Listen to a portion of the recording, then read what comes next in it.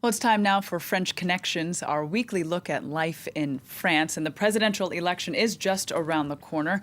As mainstream parties get ready for their primaries, the lack of women candidates is once again glaring. Flo, you'll have more on that. That's right, Molly. If you look at the mainstream parties, the number of women who actually have a chance of running in next year's presidential election is close to none. In fact, it's only the far-right National Front Party that has a strong female candidate, Marine Le Pen, which is quite ironic, given the fact that the far-right National Front isn't really known for championing women's rights. But what's interesting is, though sexism is arguably going down in France, it seems like old habits die hard when it comes to politics. But Flo, this comes despite the fact that in 2000 a law was passed to close the equality gap between men and women. That's right. This is the 2000 Loi en Parité, Loi sur la Parité. Parité is our word du jour. It means essentially gender equality. Now, according to this Loi en Parité, all political parties must include an equal number of men and women on party lists for municipal, regional, and European elections. And parties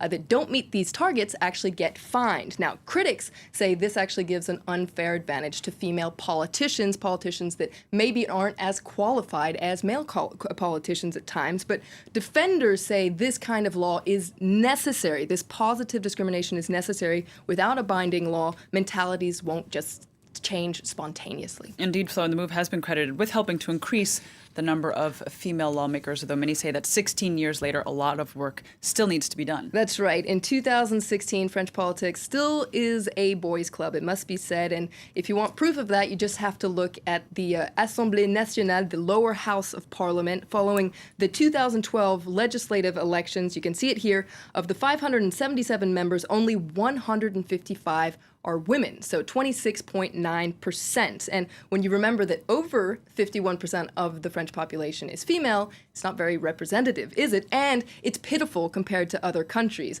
Check it out. If you compare parliaments in 2016, Rwanda comes on top. They have 64% of female lawmakers, and you can see they're followed by Bolivia, Cuba, the Seychelles, Sweden, and France. Check it out. France comes in number 63 on this list. That's not what I bet many people would expect. Well, what about the government, though? It's pretty good when it comes to gender equality. That's right. Exactly half of the 18 ministers and 20 junior ministers are women. But it must be said that women often get softer ministries like health or education, while men often get key ministries like the economy or the Ministry of the Interior or Defense. Now, this is true for this government and previous governments as well. And sure, women have been defense minister, women have been interior minister, and even once there was a woman prime minister, but it's rare, and this has nothing to do with a shortage of strong female politicians. And Flo, it has to be said that French politics has a bit of a reputation of being sexist on a daily basis. That's right. And if you need proof of this, just check out this scene. Now, this happened in July 2012. The then housing minister, Cécile Duflot, she was called to take the stand. It was summertime, so she was wearing a dress. And check out what happened next. Madame Cécile Duflot, ministre de l'Égalité des Territoires et du Logement.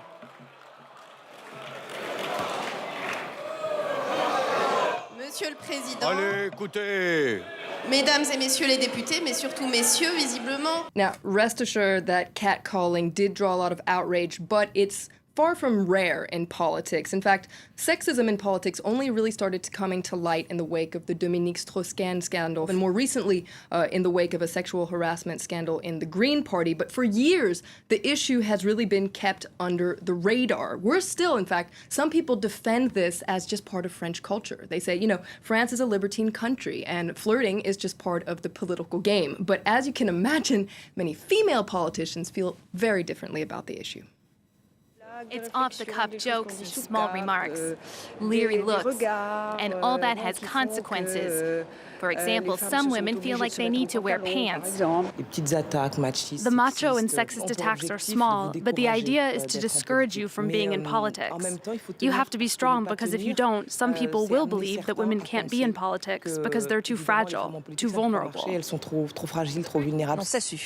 is enough. I was an MEP for 5 years, and I can assure you, at the European Parliament, it's completely different. That sort of behaviour doesn't exist. If there was gender equality in the French Parliament, the problem would be solved.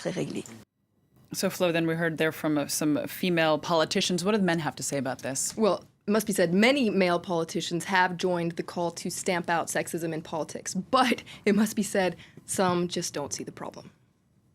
You've got to have some humor, complaining all day long about these horrible macho men trying to dominate women. Sometimes it's the exact opposite. So clearly, we still have some work to do here in France, including here in the media. French media has often been accused of not taking female politicians as seriously as their male counterparts. For instance, they'll focus on their their physical appearance, rather. They'll also just call them by their first name. You know, you'll see headlines with Najat or Ségolène instead of Nicolas and François. Now, critics say this is proof that the whole culture really needs to change. And a lot of papers say that, or people say that politics is a very symbolic place to start that change, because if you stamp out sexism in politics, well, there'll be a trickle-down effect to the rest of society. All right, Flo, well, thank you very much for that. And that was French Connections. If you have any other questions you'd like us to answer, be sure to tweet Flo. That's at Flo Vilmino. Be sure to check out previous shows on our website at france24.com.